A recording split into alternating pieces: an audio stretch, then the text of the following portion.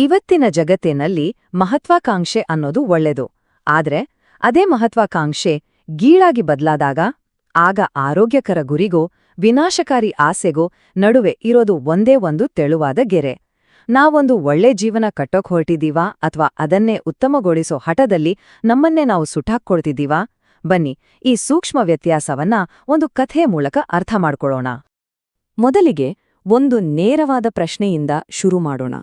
ನಮ್ಮ ನಿಲ್ಲುವ ಬಿಂದು ಯಾವುದು? ಯಾವಾಗ ನಾವು ಸರಿ, ಈಗ ನನ್ನತ್ರ ಇರೋದು ಸಾಕು ಅಂತ ಹೇಳಕ್ಕೆ ಸಾಧ್ಯ? ಈ ಒಂದು ಪ್ರಶ್ನೆನೇ ನಮ್ಮ ಇವತ್ತಿನ ಇಡೀ ಚರ್ಚೆಯ ಅಡಿಪಾಯ. ಈ ಮಾತು ಕೇಳಿ ನಿಜಕ್ಕೂ ಒಂದು ಕ್ಷಣ ಮೌನವಾಗುತ್ತೆ. ಜಗತ್ತು ಈಜುತ್ತಲೇ ಇರೋ ವ್ಯಕ್ತಿಗೆ ಬಹುಮಾನ ಕೊಡುತ್ತೆ, ಆದ್ರೆ ಅವನು ಮುಳುಗುತ್ತಿದ್ದಾನೆ ಅಂತ ಯಾವತ್ತೂ ಕೇಳುವುದಿಲ್ಲ. ಇದು ಎಷ್ಟು ಸತ್ಯ ಅಲ್ವಾ? ಸಮಾಜ ಕೊಡುವ ಬಹುಮಾನಗಳಿಗೂ ಅದಕ್ಕಾಗಿ ನಾವು ತೆರುವ ವೈಯಕ್ತಿಕ ಬೆಲೆಗೂ ಇರುವ ವ್ಯತ್ಯಾಸವನ್ನು ಇದು ಸ್ಪಷ್ಟವಾಗಿ ತೋರಿಸುತ್ತೆ. ಸರಿ, ಈ ಆಧುನಿಕ ಯೋಜನೆಯನ್ನೇ ತಲೆಯಲ್ಲಿಟ್ಟುಕೊಂಡು ಒಂದು ಹಳೆಯ ನೀತಿಕಥೆಯತ್ತ ಹೋಗೋಣ. ಏಥೆಲ್ಗಾರ್ಡ್ ಅನ್ನೋ ರಾಜ್ಯದಲ್ಲಿ ಅಲಾರಿಕ್ ಎಂಬ ಒಬ್ಬ ಜ್ಞಾನಿ ರಾಜನಿದ್ದ.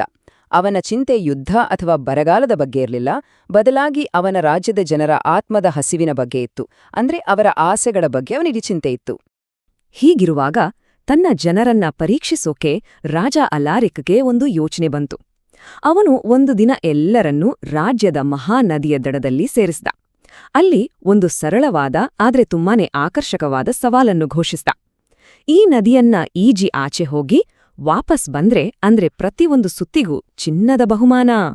ಅಂದಹಾಗೆ ಬಹುಮಾನ ಎಷ್ಟು ಗೊತ್ತಾ? ಒಂದಲ್ಲ, ಎರಡಲ್ಲ, ಪ್ರತಿಯೊಂದು ಸುತ್ತಿಗೂ ಬರೋಬ್ಬರಿ 10 ಚಿನ್ನದ ನಾಣ್ಯಗಳು. ಈ ಸಂಖ್ಯೆ ಜನರ ಮನಸ್ಸಿನಲ್ಲಿ ಆಳವಾಗಿ ನಾಟಿಬಿಡ್ತು. 10 ಚಿನ್ನದ ನಾಣ್ಯಗಳು ಅಂದ್ರ ಸುಮ್ನೆನಾ? ಆ ಕಾಲದಲ್ಲಿ ಒಬ್ಬ ಸಾಮಾನ್ಯ ಮನುಷ್ಯನ ಇಡೀ ವರ್ಷದ ದುಡಿಮೆಗಿಂತ ಹೆಚ್ಚು. ಯೋಚ್ನೆ ಮಾಡಿ, ಇದು ಕೇವಲ ಒಂದು ಸ್ಪರ್ಧೆ ಆಗಿರ್ಲಿಲ್ಲ, ಬದಲಾಗಿ ಕೆಲವರ ಜೀವನವನ್ನೇ ಬದಲಾಯಿಸಬಲ್ಲ ಒಂದು ದೊಡ್ಡ ಅವಕಾಶವಾಗಿತ್ತು. ಇದರಿಂದ ಸವಾಲಿನ ಗಂಭೀರ್ಯತೆ ಇನ್ನಷ್ಟು ಹೆಚ್ಚಾಯಿತು. ಸರಿ, ಈಗ ಕಥೆಯ ನಿಜವಾದ ತಿರುವು ಶುರುವಾಗುತ್ತೆ. ನದಿಗೆ ಧುಮುಕಿದವರಲ್ಲಿ ತುಂಬ ಜನ ತಮ್ಮ ಅಗತ್ಯಗಳು ಪೂರೈಸಿಕೊಂಡ ತಕ್ಷಣ ಸಂತೃಪ್ತಿಯಿಂದ ನಿಲ್ಲಿಸ್ಬಿಟ್ರು. ಆದ್ರೆ ಒಬ್ಬ ವ್ಯಕ್ತಿ, ಎಲಿಯಾಸ್, ಮಾತ್ರ ನಿಲ್ಲಿಸ್ಲೇ ಇಲ್ಲ. ಅವನ ಕಥೆ ಅಗತ್ಯದಿಂದ ಇನ್ನಷ್ಟು ಬೇಕು ಅನ್ನೋದರ ಕಡೆಗೆ ಸಾಗುತ್ತೆ. ಬೇರೆಯವರು ಯಾಕೀಜಿದ್ರು?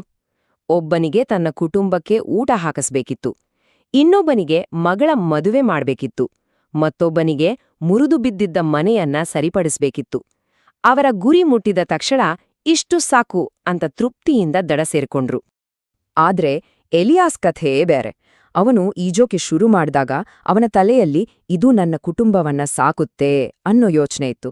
ಆದ್ರ ಸುತ್ತುಗಳು ಹೆಚ್ಚಾದಂತೆ ಅವನ ಮನಸ್ಥಿತಿ ಬದಲಾಗ್ತಾ ಹೋಯ್ತು. ನಾನು ಭೂಮಿ ತಗೋತೀನಿ, ನಾನು ಎಲ್ಲರಿಗಿಂತ ಶ್ರೀಮಂತನಾಗ್ತೀನಿ ಅನ್ನೋ ಆಲೋಚನೆಗಳು ಶುರುವಾದವು. ನೋಡಿ, ಅವನ ಪ್ರೇರಣೆ ಅಗತ್ಯದಿಂದ ಇನ್ನಷ್ಟು ಬೇಕು ಅನ್ನೋ ತೃಪ್ತಿಯಿಲ್ಲದ ಆಸೆಯಾಗಿ ಬದಲಾಯಿತು. ಎಲಿಯಾಸ್ನ ಚಿನ್ನದ ರಾಶಿ ಅದು ಬೆಳೆದ ಹಾಗೆ ಅವನ ದೇಹ ಕುಗ್ಗುತ್ತಾ ಬಂತು. ಇಲ್ಲಿಂದ ಕಥೆಯಲ್ಲಿ ಉದ್ವೇಗ ಹೆಚ್ಚಾಗುತ್ತೆ. ಇದನ್ನೆಲ್ಲ ದೂರದಿಂದ ಗಮನಿಸ್ತಿದ್ದ ರಾಜ ಒಂದು ಎಚ್ಚರಿಕೆ ಕೊಡೋಕೆ ಮುಂದೆ ಬರ್ತಾನೆ. ಆದ್ರೆ ಎಲಿಯಾಸ್ನ ದೇಹ ಈಗ ಉತ್ತರ ಕೊಡೋಕೆ ಶುರು ಮಾಡಿತ್ತು. ಮೊದ್ಲು ಅವನ ತುಟಿಗಳು ನೀಲಿಗಟ್ಟಿದ್ವು. ಇದು ಅವನ ಶರೀರ ತನ್ನ ಮಿತಿಯನ್ನ ತಲುಪಿದೆ ಅನ್ನೋದ್ರ ಸ್ಪಷ್ಟ ಸಂಕೇತವಾಡಿತ್ತು. ಆಮೇಲೆ ಇಡೀ ದೇಹ ಗಡಗಡ ಅಂತ ನಡ್ಗೋಕ್ ಶುರುವಾಯ್ತು. ಅವನು ಸಂಪೂರ್ಣವಾಗಿ ಸುಸ್ತಾಗಿದ್ದ. ಅವನ ಶಕ್ತಿ ಎಲ್ಲ ಖಾಲಿಯಾಗಿತ್ತು. ಆದ್ರೂ ಅವನ ಮನಸ್ಸು ಮಾತ್ರ ನಿಲ್ಲೋಕೆ ಸಿದ್ಧವಿರ್ಲಿಲ್ಲ. ಇದನ್ನೆಲ್ಲ ನೋಡ್ತಿದ್ದ ರಾಜನಿಗೆ ಇನ್ನೂ ತಡೆಯೋಕೆ ಆಗ್ಲಿಲ್ಲ. ಅವನು ಎಲಿಯಾಸ್ ಹತ್ರ ಹೋಗಿ ತುಂಬಾನೇ ನೋವಿನಿಂದ ಹೀಗ್ ಹೇಳ್ತಾನೆ, ನಿನ್ನ ಅವಶ್ಯಕತೆ ಗಂಟೆಗಳ ಹಿಂದೆಯೇ ಪೂರ್ಣಗೊಂಡಿದೆ. ಈಗ ನೀನು ತೃಪ್ತಿಪಡಿಸಲಾಗದ ಯಾವುದಕ್ಕೋ ಆಹಾರ ನೀಡ್ತಿದ್ದೀಯಾ? ಅಂದ್ರೆ ಅಗತ್ಯಕ್ಕೂ ದುರಾಸೆಗೂ ಇರೋ ವ್ಯತ್ಯಾಸವನ್ನ ಒತ್ತಿ ಹೇಳ್ತಾನೆ. ಆದ್ರೂ ಎಲಿಯಾಸ್ ಕೇಳಲಿಲ್ಲ.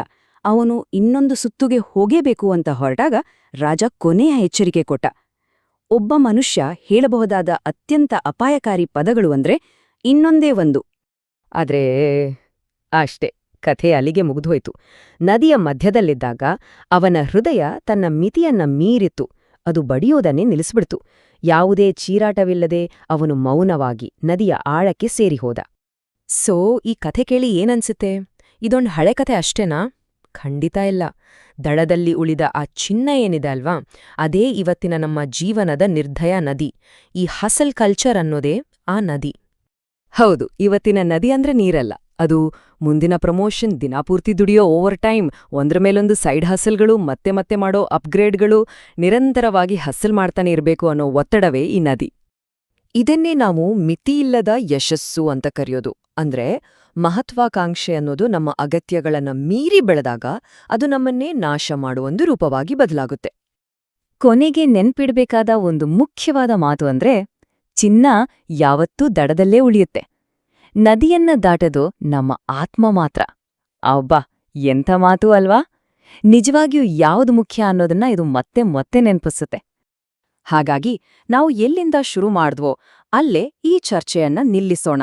ಇದಕ್ಕೆ ಸುಲಭವಾದ ಉತ್ತರ ಇಲ್ಲ, ಆದ್ರೆ ಪ್ರತಿಯೊಬ್ಬರೂ ತಮ್ಮೊಳಗೆ ಕೇಳಿಕೊಳ್ಳಬೇಕಾದ ಪ್ರಶ್ನೆ ಇದು: ಎಷ್ಟು ಸಾಕು?